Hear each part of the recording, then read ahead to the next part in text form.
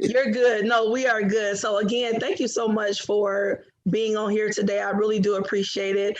You taking the time because I know you are so busy. I've been watching a lot of your interviews, and you are all over the place, which is good because we need voices like yours. You have been as I told you earlier, somebody that I have watched forever. And I have, you've just been a consistent voice, and I think that's important in regards to leadership, consistency. So I appreciate you for taking the time and for being here and breaking some bread with us today. So thank you.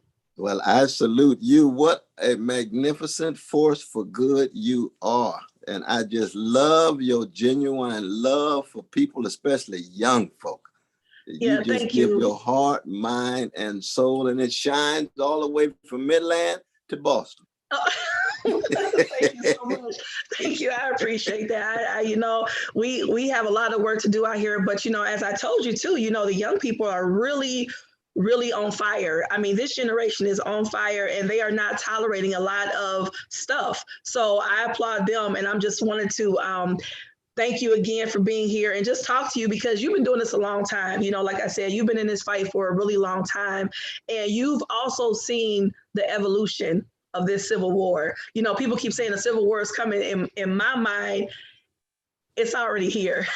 we are in the midst of a civil war. So with that said, do you feel like much has changed from when you started, or has it kind of, I like to use the word shape shifted, do you feel like it's changed, or has it just kind of got a different face?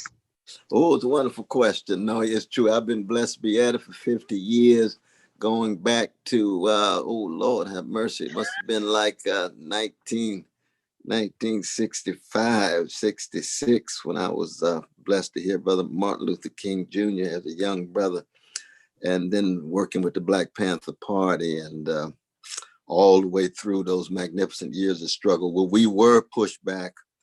They tried to destroy us. They didn't do it. We were defeated, but we bounced back.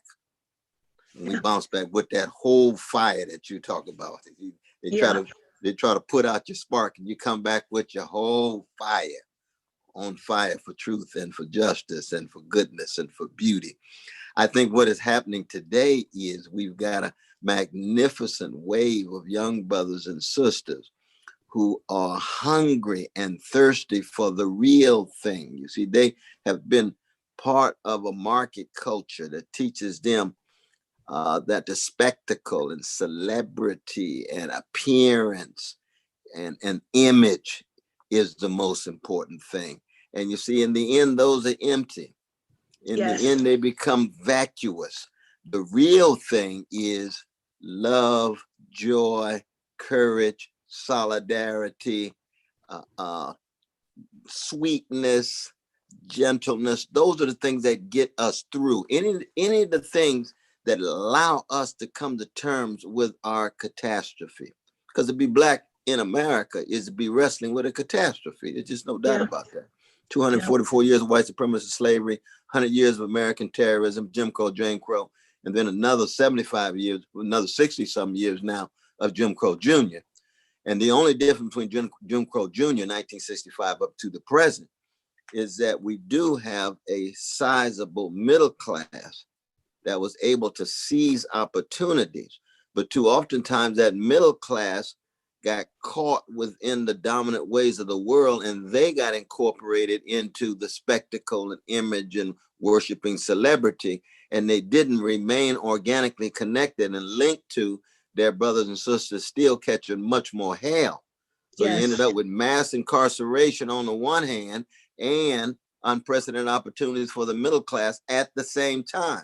And the worst thing we could do is to view the success of the middle class as the benchmark of the Black community. We're not anti-middle class at all.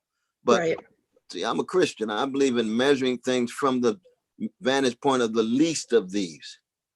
The prisoners, the poor, those locked into hood-like conditions, the decrepit school systems and bullets flowing and families and communities shattered and so forth. You see, if they're not experiencing well-being, then we're still falling radically short. You see. And so I think what is distinctive these days is we got that large middle class that is now awakening and saying, oh, this spectacle is not enough. I want substance. Yeah. Yeah. I want substance, you see, definitely. Yes, yes, I totally agree with you on that. And it's really been an eye opener for a lot of people. And I like to say, with it's like the great unveiling. 2020 has been the great unveiling. It's a lot of stuff that has been here. It's been here. This is not anything new. It has been here. And You are so right. because of COVID, I think COVID had a lot to do with it in regards to people being forced to sit down, be still, and actually see what was happening. And that leads me to the question about, in regards to George Floyd. I remember looking at something that you stated in regards to you referencing that as a public lynching, and said, it kind of pulled the cover off of who we really are. And that reminds me of just kind of like, what I speak about, the great unveiling. What did you mean by that? Can you explain what you say, about who we really are? Who are we, Well, I mean, your notion of the great unveiling is a profound formulation, my dear sister, because that's really what it is. It just snatched off the veil. Because see, you can't live a lie forever. Right. You see, you can hide the truth. You can disguise the truth. This is true in our own lives. It's true in the nation. It's true in an empire. But sooner or later, the chicken's going to come home to roost. Yes. Sooner or later, you're going to reap what you sow.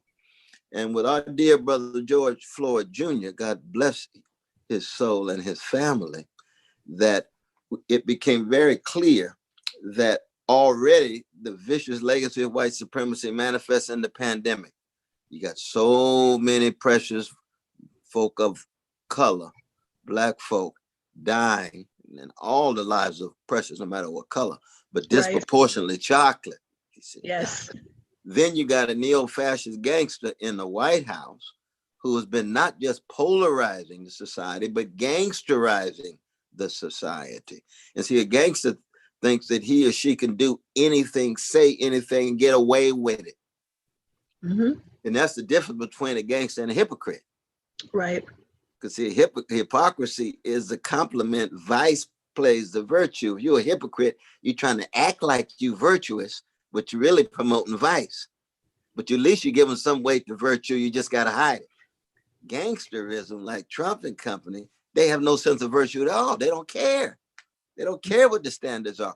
They're going to do anything they can if they can get away with it. They're going to say anything they can if they can get away with it. And so when you get that kind of leadership, then you get the pandemic, then the vicious legacy of white supremacy, then the wealth inequality kicking in, you have got a storm. You got a whirlwind. You remember what Marcus Garvey said? I'm going to come back in the whirlwind. Yes. In the whirlwind. And even in our Bible, in the book of Nahum, that first chapter and third verse, we say God has God's way in the whirlwind and the storm. You encounter God in the whirlwind. And our enslaved Africans, brothers and sisters, used to say, wade in the water, God gonna trouble the water. Yeah, yeah. But it's in that whirlwind with all of these crises. Then here comes Sister Erin Patrice. All that love, all that justice. We're going to break bread. We're going to have these almost an ascending ladder to the sun.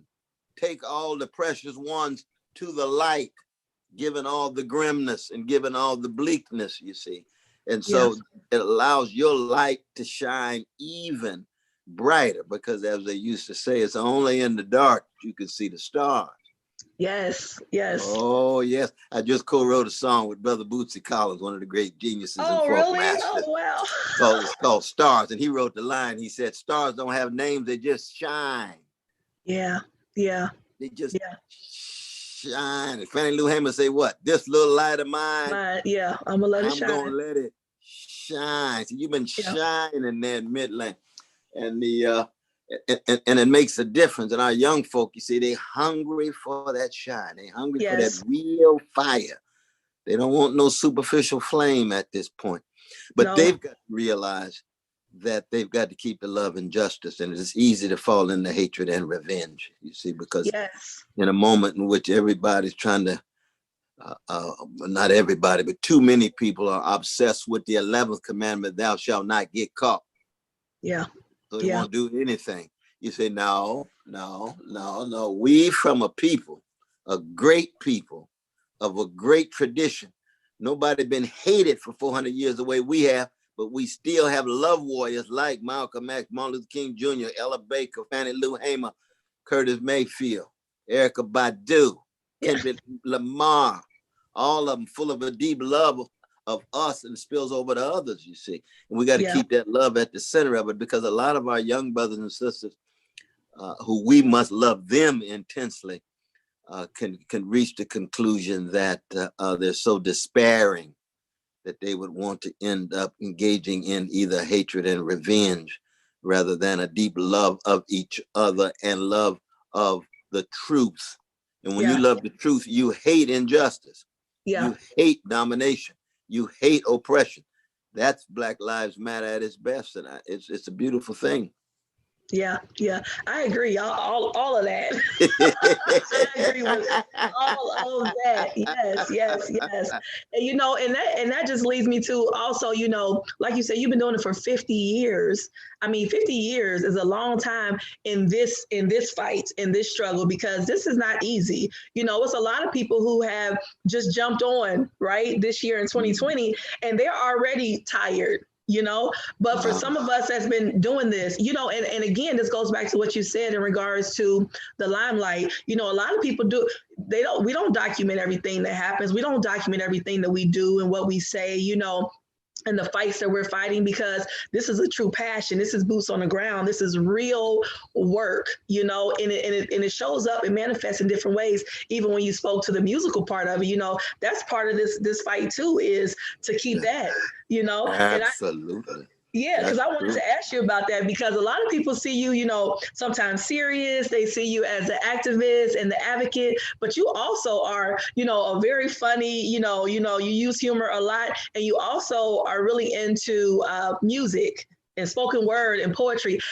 Tell me, your thoughts on why you think that's so important in regards to this fight, that balance, because I too love music. So I use it as a healing force, it speaks to me, so And, tell me your thoughts on it. oh no, you so very right. You so eloquent, my dear Oh, sister. thank I'm you. telling Thank you. you. But no, I try to be true to myself. You Yeah. see, I am who I am because somebody loved me. Somebody cared for me. See, my highest honor in the world is being the second son of Clifton and Irene West. Oh, yeah. I'll never be a human being, my father or mother. Our dad's gone, mom's still here, but they set the highest standard. I come out of Mhm. Shiloh Baptist Church. That's Okay. on the chocolate side of Sacramento, California, you see. Hmm. And it was all about the music. What is this? This fire inside of me that won't let me hold my peace. That's what we're saying. If the Yeah. kingdom of God is within you, then everywhere you go, you ought to leave a little heaven behind. What Yeah. kind of heaven behind? What kind of heaven are you leaving behind? That's what I learned at Shiloh. Black Panther Party was just right down the street. They were talking about the poor. They were talking about working people. They were talking about predatory capitalism making greed good and might makes right. They were telling the truth. They were talking about our relation with Africa and oppressed people all around the world. They were telling the truth. Now I couldn't join because they were atheistic. They were hard on the church because we know we got a lot of church folk who just sell out. They Yeah. sell their Yeah. soul. Ain't got nothing to do with Jesus. Ain't got nothing to do with the gospel.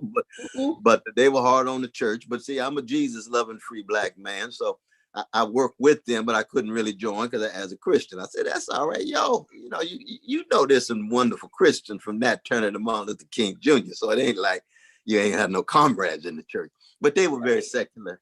And so, that's their choice. But Mhm. in the end, the music, see, black music is the greatest tradition in the modern world of artistic creativity and spiritual fortitude. There's no other tradition in the last 400 years that could deal with catastrophe in Yeah. such a way that it teaches us to listen. It teaches us to Lift our voices. That's the anthem of Black people. Lift every voice. We Voice. tell that Yeah. to our young folk. Doesn't say lift every echo now. Yes. Yes. No, we don't want no echoes. If you're just going to be an extension of an echo chamber, then you're never going to be a jazz musician. You're never going to be a blues woman. Mm-hmm. And in the end, you're never going to be the human being you were put here to be, because of your people's voices, our young people's voices, anybody's voices, is just like a fingerprint. Yes. It's just yours. It's just yours. Nobody like you in the world. So precious. And we tell that to our young folk. You need to know you are so priceless and precious, and that you here to do something that only you can do. Yeah. But see, that's tradition of Black folk, and you get it in the music. So when we hear Aretha, all we need is about 3 seconds, and we know that voice. Yes. We know her voice, and it's coming from her soul. Yeah. When we hear John Coltrane blow a saxophone, we know that sound. There's dignity in that sound. You know what I mean?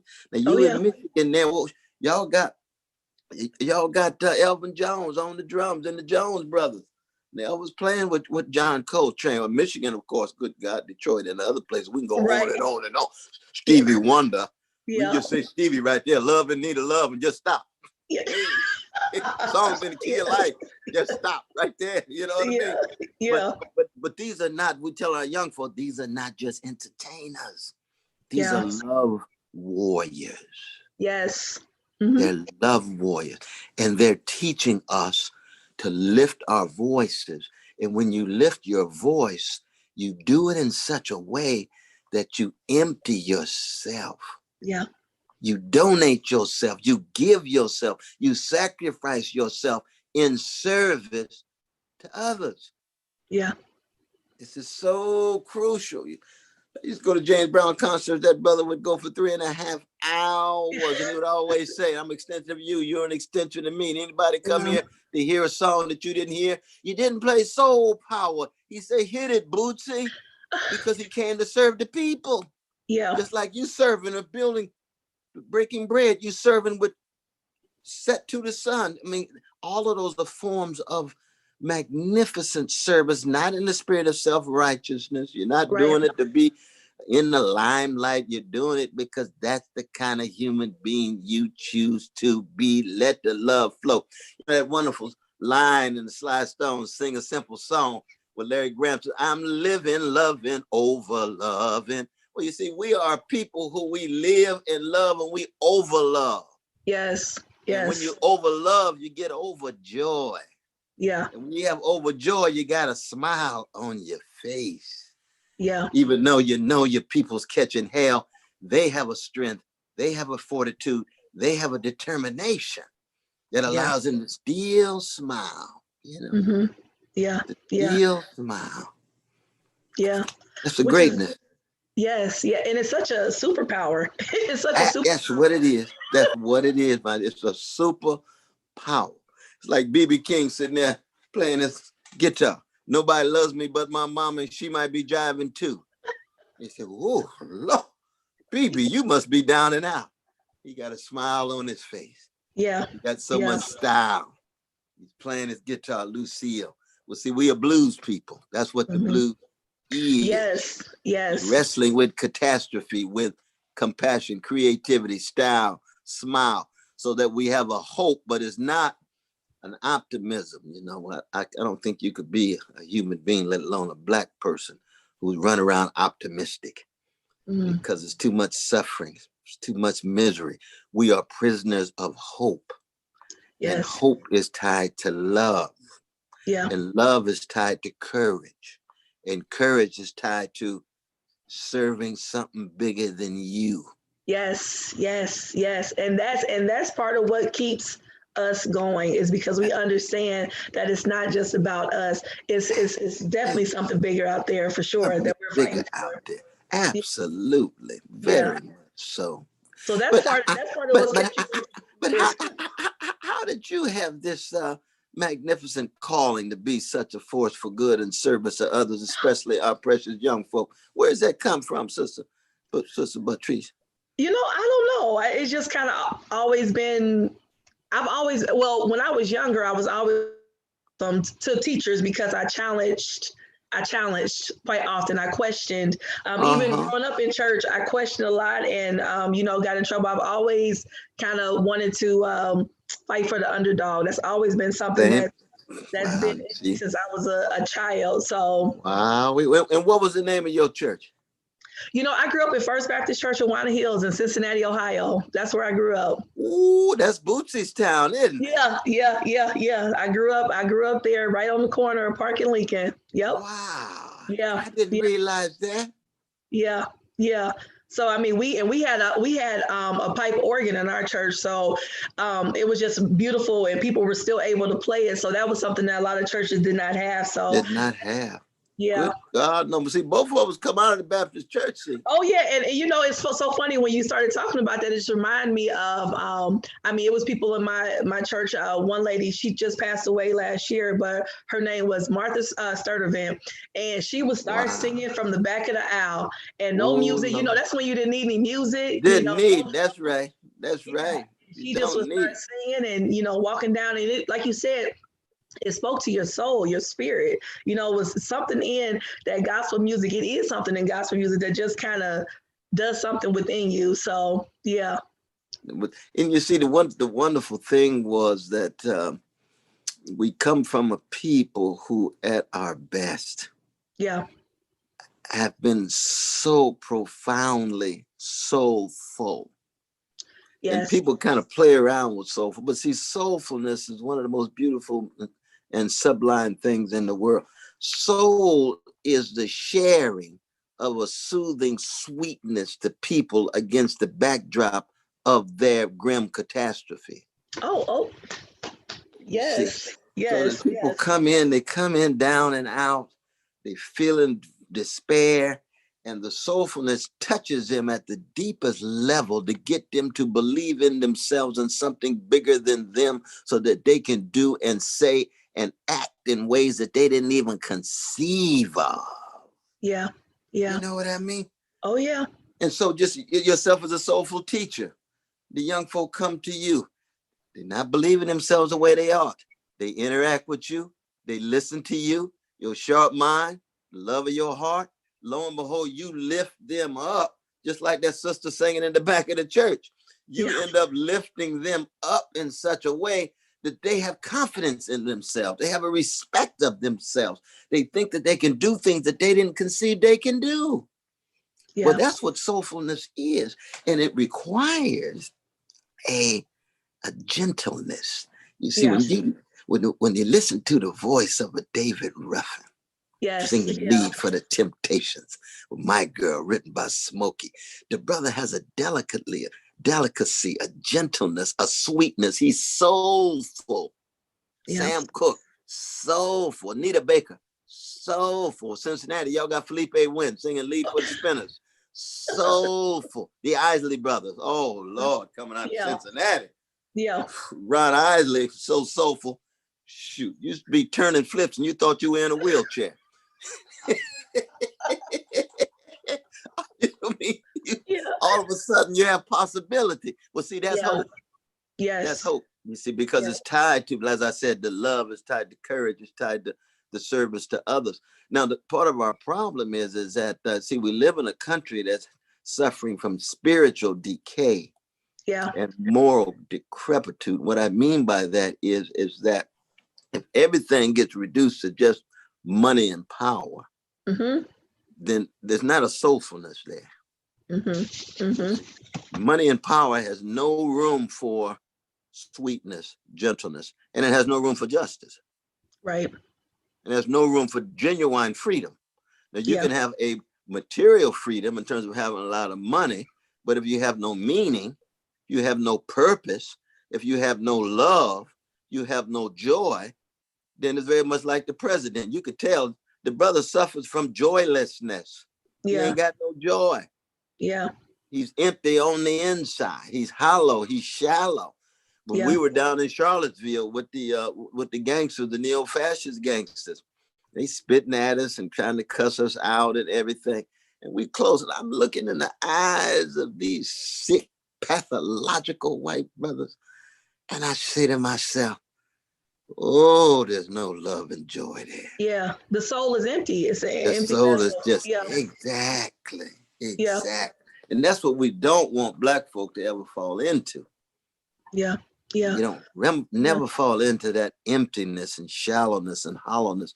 That's why we've got to love and care and support. But love is protecting, respecting, but also correcting. yeah, yeah. And you could show enough do that in love. Absolutely, because I It's mean, necessary. you can't love somebody and not also want the best for them. And Yes. if you see them falling down and not acting right, all of us got gangster proclivities, and they leaning toward their gangster proclivities. Say, wait, you can be better than this. Come on back. Yeah, come on That's back. right. That's right. Like the old folk used to say, God loves you as you are, Yeah, but God loves you too much for you to stay as you are. yeah, yeah. All of us can grow and be better and strong and more determined and more loving and courageous, you see. Yes, yes, yes. And that, it's interesting when you spoke about, the presidency right now and just the I guess division that's going on right now in America and actually all over. I mean, we see what's even happening over in Nigeria right now. It's a lot of civil unrest and just abuse of power that's going on right now. That's exactly right. Yeah, so I wanted to kind of ask you what your thoughts were about this election right now, because people keep telling us, the lesser of two evils, and they're saying this. And, I was watching something that you were on not too long ago when you talked about, telling people that you still need to vote, but also, call a spade a spade. And I'm paraphrasing. You didn't say No, that. no, you are absolutely right. Because the first thing you do that when you love people and respect people, you try to tell them the truth. Yeah. You don't lie to them, you see. So they say, so they start with Trump. Okay, well, who is Trump? Well, Trump's a neo-fascist gangster, disregard of law. He's tied to Wall Street and big money. He's tied to the Pentagon and big military presence all around the world, dropping drones on innocent people. And he's a liar and a lot of other things, narcissist and so forth. Then you say, Yeah. okay, you got Biden. Well, Biden's better than Trump, but that's not saying a whole lot. Right. That's Right. not Right. saying a whole lot. You know what I mean?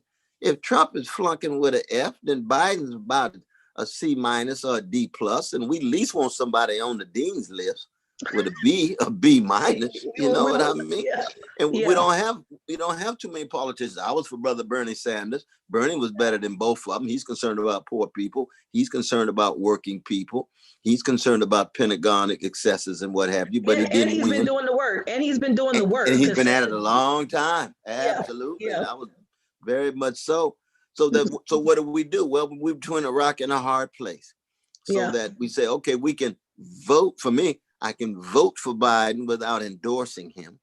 I can vote for Biden as an anti-Trump vote, an anti-fascist vote, but don't lie about Biden and then have to put tremendous pressure on Brother Biden and Sister Harris, because both of them are still very much part of an establishment, a Democratic Party that takes Black people for granted too often, that Yeah. likes to talk that talk every 4 years.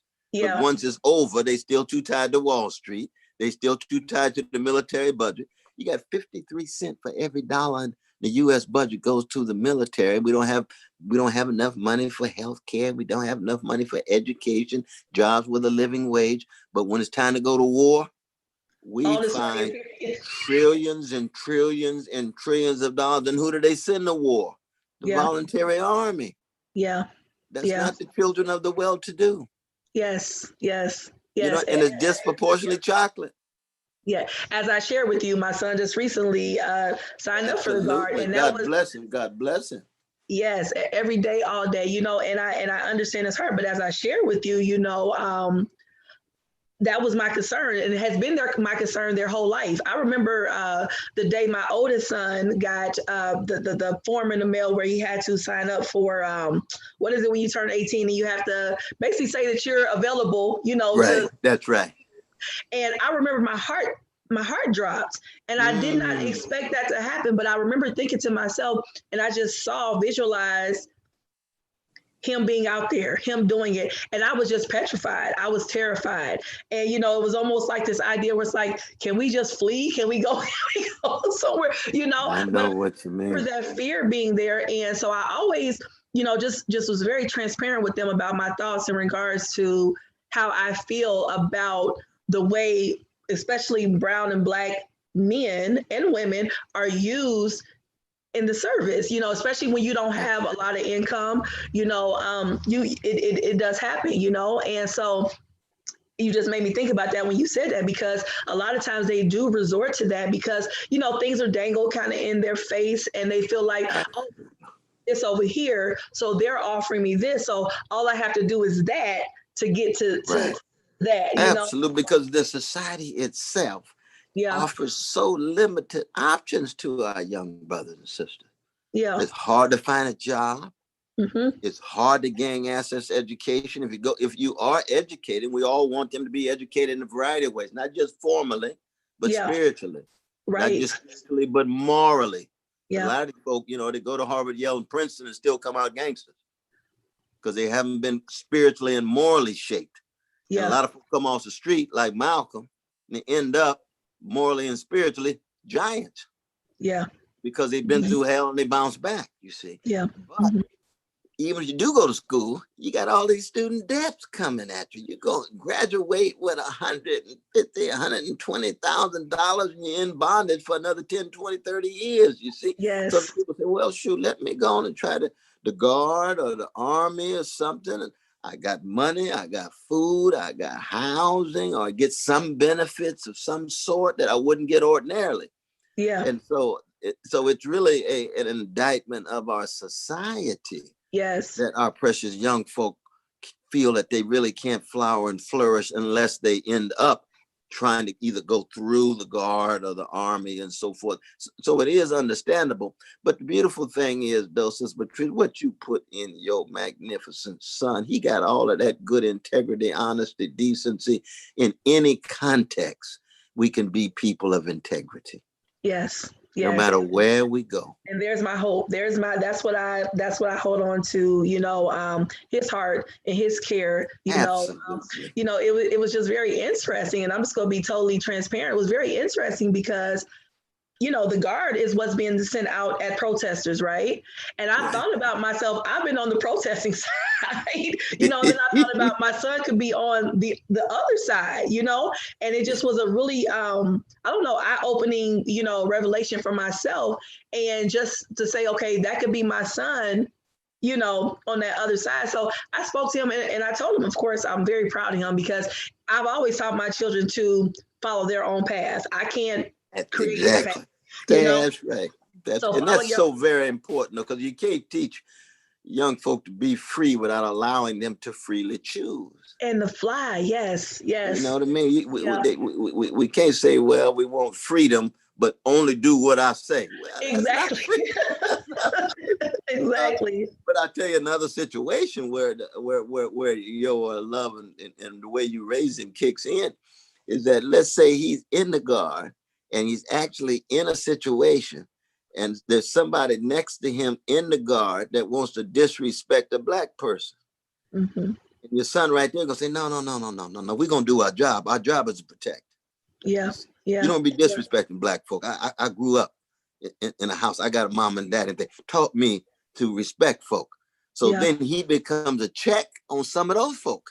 Yes, yes. That, That's our prayer, right? Yeah, yeah. that makes a difference. Oh, That yes, makes a difference, definitely. yeah, I mean, it was very interesting when Trump turned to some of the military against the brothers and sisters in Washington D.C. yeah, and that unit that they called out was almost 35% black and brown. yeah, And people who were part of that unit were thinking, we're not going to do this in any sustained way. No, yeah, no, no. It was a quick thing, but if we were called to be there and keep doing that kind of thing, we're going to pull back. Now, see, that would yeah, have been historic. You got folks yeah, in the military saying, we're not going to follow the orders of the president yeah, because yeah, you're disrespecting the rights of these folks, especially these black folk in DC. That's yeah. serious business. It's 2020. Anything is anything is It's on the 2020. table. That's right. There's been so much going on. Who knows? It's been a lot of unprecedented things that's happened in this 2020. So who knows? That is so That true. really leads me to you wrote a book that is titled Democracy Matters. Do you feel as though our democracy is being threatened right now? Do you think it's could be an endangered species? you know, Well, I mean, yes, so much of it is gone under, not just because of Trump, but because you've had presidents who violated the laws over and over again. You yeah, got Julian Assange right now in London. He's shown so many of the lies and crimes of the American empire in terms of what the military has been doing. We know Abu Ghraib. yeah, We know what's going on in Guantanamo still this very moment, where they got all of those brothers there with no trial, been in there now for umpteen years. I mean, it's just a violation of international law across the board. And you see, you can't have a democracy unless you have some rule of fair law, not just yeah. rule of law. Because dictators can have rule of law, but the law could be gangster-like. You see, Mm-hmm. it was legal to enslave our ancestors. Right. You see, so don't just somebody mention the law to me. I said, I'm not impressed with the law is. I want to know what kind of morality it got. Yeah. Jim Crow was legal. Lynching took place with not one of the people who did the lynching going to trial. Just like so many of these police shooting down our young brothers and sisters, hardly ever going to trial or jail. Yeah. You see, so people say the law. No. We want fair law. Now, if you want to talk about fair law, that's something else. That's right. justice. All this law and order. Oh no, you don't want law and order. You want massive control, containment, and suppression of people. Yeah. That's what law and order really means. And you notice, law and order doesn't hold for Wall Street. Yes. Oh, no. In 2008, all of those Wall Street gangsters committing crime, insider trading, market manipulation, predatory lending, fraudulent activity. Not one went to jail. Not one. Yeah. So you say, no, you're not really interested in serious law enforcement for the well-to-do. Right. You want containment and suppression of the poor and working classes, and especially on chocolate sides of town. Yes. Well, and I remember I think it was 2011, around that time, you were arrested for that. Of course, I mean, you weren't doing anything that was violent or harmful, but you were protesting about stop and frisk with Bloomberg. Yeah. No, that's very true. That's true. Part of that stop and frisk, where they pretended that it was about protecting Black families, because they would say, Black mothers and brown mothers want their children to be able to walk out at night, so we have to do this to protect you all. And I mean, that wasn't true. Well, it turned out was about 2.5% of the brothers and sisters who they stopped and frisked had any connection to any kind of crime. And some of them were stopped and frisked 4 and 5 and 6 times. Yeah. You know what I mean? And then once they take you to jail, it takes money to get you out even before you have a trial. Yes. And that's why some of them sit in there forever before they even have a trial. Yeah. Exactly. Yeah. Absolutely. I mean, it's a crime against humanity. Yeah. And we just have to call it for what it is. And you see, when you say that, people will say, "Oh, Brother West, you sound so anti-American." No, I'm anti-injustice in America. Yes. It's a different thing. Totally different. Yes. Totally different thing, you see. Yeah. Very much so. Yes. But we're anti-injustice within Black America. The brothers are engaging in patriarchal treatment of violence of sisters. That's unjust. They're wrong. That's immoral. You know what I mean? Yeah. If you're beating up on precious trans folk, or you're trashing gay brothers and lesbian sisters and violating their dignity, that's wrong. Yes. You got your own views about that, but you treat people with dignity and decency. You see? As humans. Yeah. As human beings. But that doesn't make us anti-Black America. That makes us anti-injustice in Black America, because we Yes. stand up for what is right and what is moral and what is just, you see. Yes. And that goes back to what you said about when you love somebody, you correct them. And Yes, that's what that circles back to. It's about love. I love you. That's why I want you to be better than that. You know, be absolutely. better than that. Yeah. That's exactly right. And you know, when you love folk, you can't stand the fact they're being treated unfairly. Yes. Yeah. You hate the fact that they're Yeah. being treated unjustly. And if you don't do something, the rocks are going to cry out. Yes. Yeah. Oh yes, very Yes. much so. But Yes. you got that kind of sacred fire, though, sister. Oh, You really oh, do. thank you. Oh Thank you. yes, indeed, indeed. Now, how did you to come with your vision and execution of the Breaking Bread Village? Well, I've always been a talker. I've always loved talking to people and just kind of trying to understand them. And honestly, what happened was some months ago during this 2020 unrest, Mm, it was just so much division. It was so much divide. And I just truly believe that conversation was a start to how we could actually understand even our enemies, right? Or people you don't agree with, or people that you think is an enemy, or you think is somebody that's against you. But through conversation comes understanding. And then my thing was, okay, you have conversation, then you understand. And then once you understand, you're able to have a little empathy, because if I understand, because I'm a believer that people that have hate in their heart come from a very hurt place. So if yes, that's true. I understand That's your true. hurt, if I can understand your hate, then I can have a little empathy for you. And then once I have empathy, I'm able to show you a little grace. And so that's kind of how this started out. Like I said, Mm, I've always been a talker. I go to schools and different things and talk and give different, motivational speeches. But this was birthed because I'm like, wait a minute, it's got to be an easier way than this, than going out in the streets fighting each other, and having this division. So that's kind of how that started. ooh, that's so it started just a few months ago. Yes, yes. Actually, Wow. in May, yeah, it just it just started Good in May. God, Yes, yes, Lord.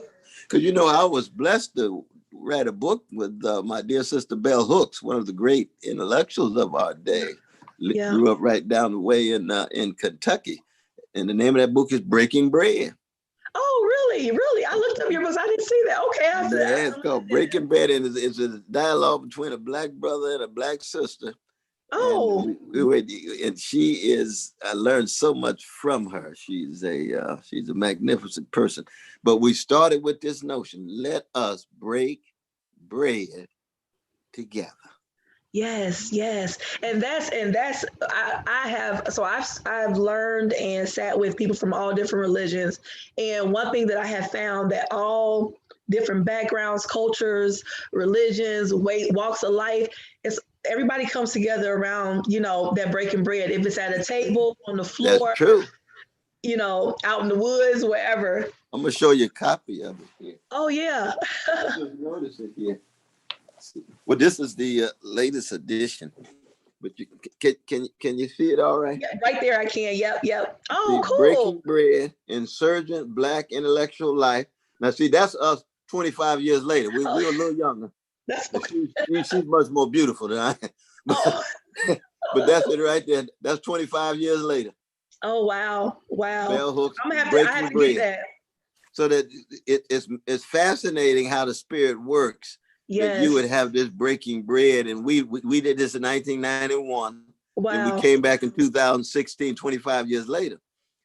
Because there's a wonderful institute in her name, the Bell Hooks Institute for Critical Thought and Spirituality. When you mentioned that to me a few weeks ago to do this show, I said, "Oh Lord, isn't that something how the spirit works?" And see, Yes. you taking it to a place that's beyond she and I, because you Well, right there but with that's the what it young is. That's what folk. it's all See? about. Yeah, but that's what it's all about. We all glean from each other. We all get a little bit from each other. Just keep passing that torch. We all kind of build from each other. So that's the beautiful thing of it. So yeah, I give thanks. I'm just excited and just so thankful for what's to come. Now, how do you see the future, though, my dear sister? I mean, I've been blessed teaching prisons for 37 years. I got a sense of the young folk, but those mainly the brothers. But with Yeah. you, with the young folk in Midland, because that's really a small town, though, right? Oh, yes, yes, Midland. yes, yes, very much Mhm. so. Yes, yeah. For me, so I do have a vision.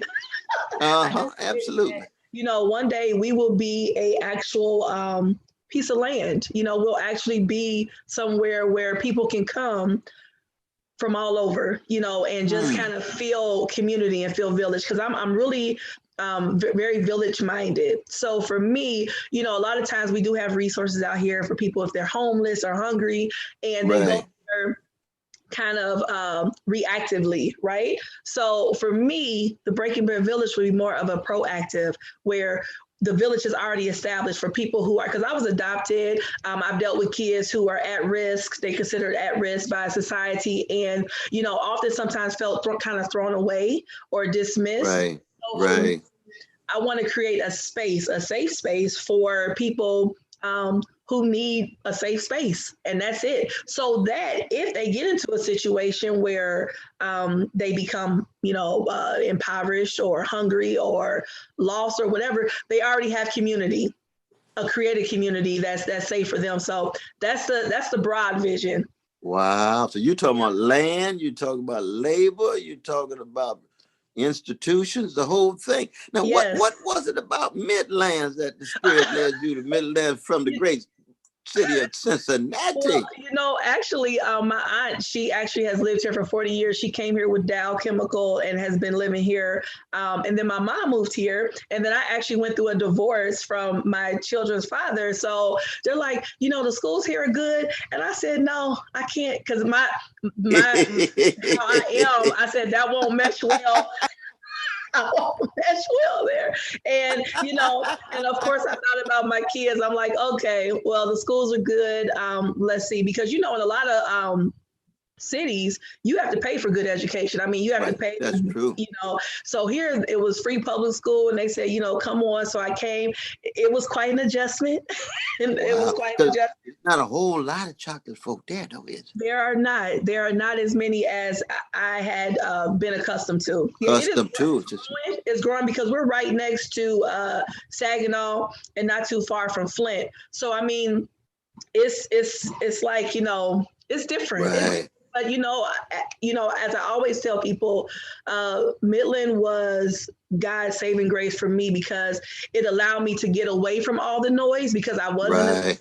it allowed Right. me to have a place of refuge. So I try to give thanks for it and look at that part of it, that this was a place that allowed me to settle and just kind of reset my life, because at the time I was in a bad situation. So, everything happens for a reason. And, That's the Spirit working through you, though, yes, and that's that yes, heaven you leaving behind. You can leave heaven behind everywhere. yeah, Midland, New York, Detroit, Saginaw. I think Stevie Wonder from Saginaw. I mean, all of yeah, those little towns, medium-sized towns. Back to our point about any context. yes, Any yes, context, you can be a force for good in the language of John Coltrane. And yes, yes, that's what you've been able to do. But it's fascinating how your calling, your vocation, and vision has been exemplified there in Midland, because you've got to be probably the most distinguished citizen in Midland. Oh, no, no, it's plenty. It's plenty. It's plenty. No, it's plenty. It is, it is different, and it was different, and it took a lot for me to see the beauty in this move. It took a lot for me to, but like I said, I was a lot of stuff birthed out of me here when I first moved here, because again, I think when you are forced into a situation of solitude and quiet, Right, you're able to right. hear that Spirit talking. When you have a lot of hustle and bustle and noise and distraction, you can't hear, you can't see. Wow, that's So true. I was able to do that. So like I said, everything happens for a reason, and my mom is here still. So that's what keeps that's what No, keeps but me. that makes a difference there, though. Oh, Yeah, you yeah, got yeah, yeah. special loved ones like mom there. Oh yeah. Got to stay here for and help her regular leaves. Now, is your blessed aunt still there too? She is. Yep, my aunt is still here. Yep.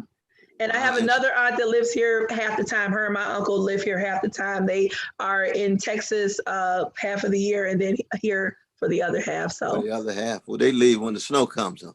yes, before the snow leaves, But before before, it comes, yeah, that's before right. it comes, they leave.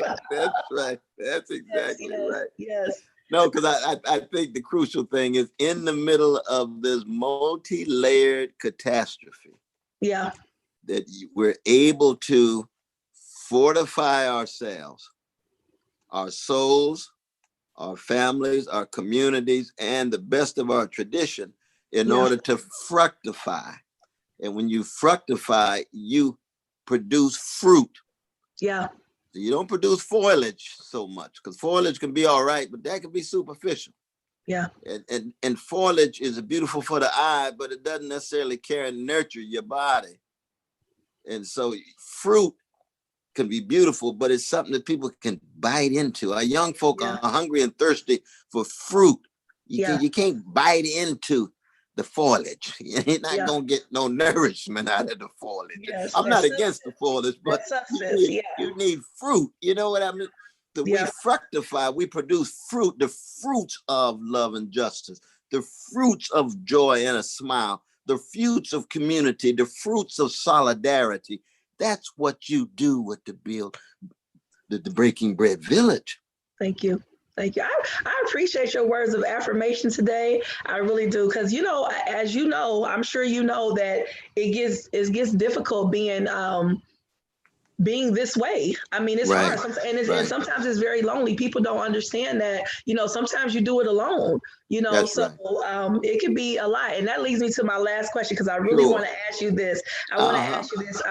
You also gifted us the hope of on a tightrope, and I know you have your show, The Tightrope, Oh, which Sister Trisha Rose, she's powerful. She's magnificent. yes, and I've watched it, and people can watch that on Instagram if they like. But you gifted us the Hope on a Tightrope, which was your book, Words of Wisdom. So I just feel like right now all of us are kind of hanging onto a hope, right, on a tightrope. That really resonated with me when I really thought about, like, wow, that is deep, because when you look at those videos of people on tight ropes, you got to have some hope That's to the be able to do truth. that. That's the So truth. I just want to ask you, what words of hope do you have for us to leave with us today? Because that's to me, that's a powerful statement. Hope on a tightrope. So, I mean, what kind of hope do you have to leave for people who are fatigued or people who are tired right now? I mean, this has been a long.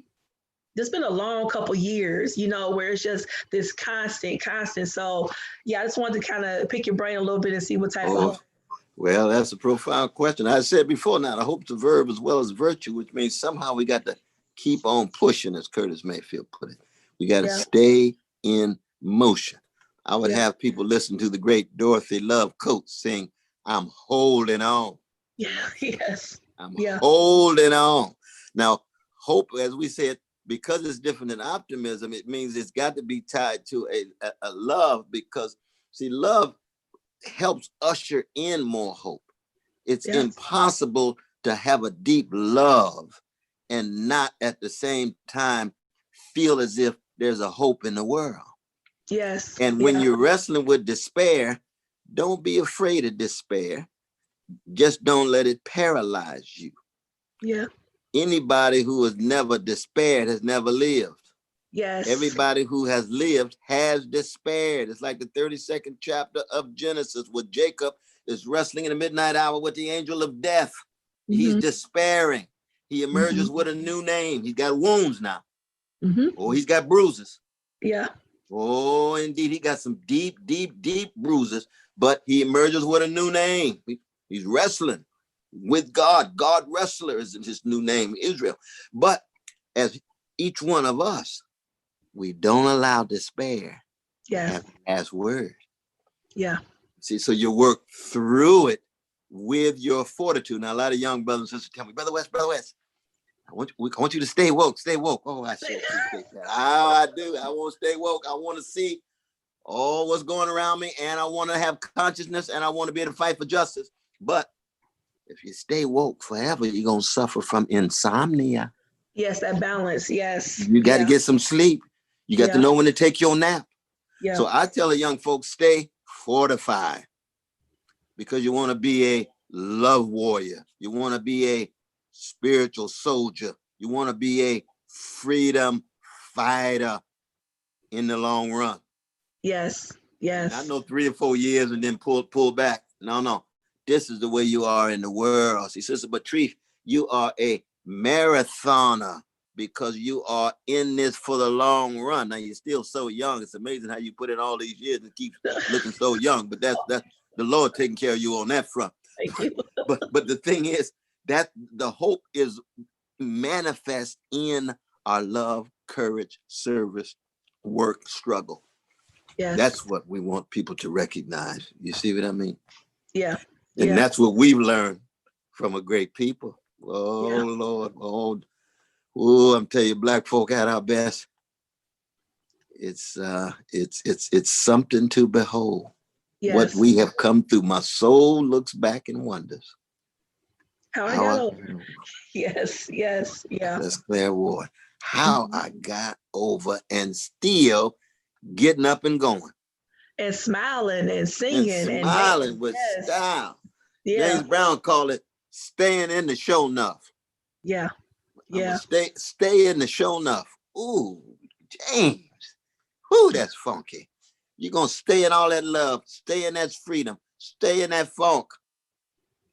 And if you stay in the funk, you don't want the deodorized superficial things. Yeah. You want the real thing. Yeah. And what is real in life? Love. Yes.